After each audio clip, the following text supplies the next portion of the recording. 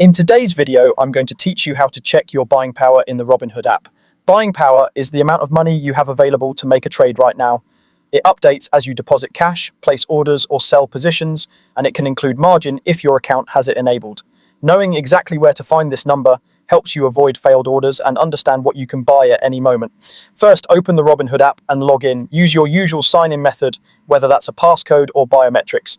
For the smoothest experience, make sure your app is up to date and that you have a stable internet connection, since buying power reflects live account activity. Once you're on the home screen, look near your cash balance. Your buying power is typically displayed in that same area, often right on your main portfolio view.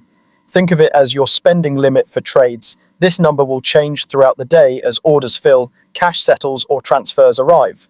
If you recently sold a stock, for example, you might see an increase in buying power that reflects the sale, even if some of those funds are still settling.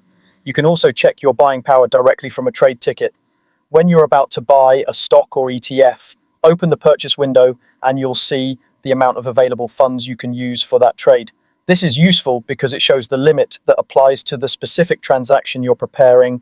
You don't have to place the order, just opening the buy screen lets you confirm the exact amount you can spend and helps you set a realistic order size before submitting anything.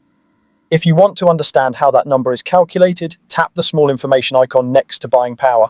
This breaks down the components such as available cash, any margin that's currently available on your account, and unsettled funds from recent sales. Available cash is your settled money ready to use immediately.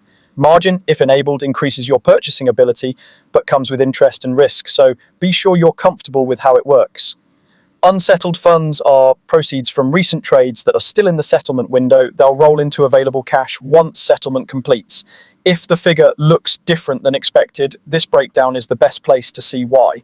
Remember that deposits, pending orders, and recent sales can all affect your buying power, and that certain asset types may have separate requirements. Check here first to stay informed and avoid surprises when you go to place a trade.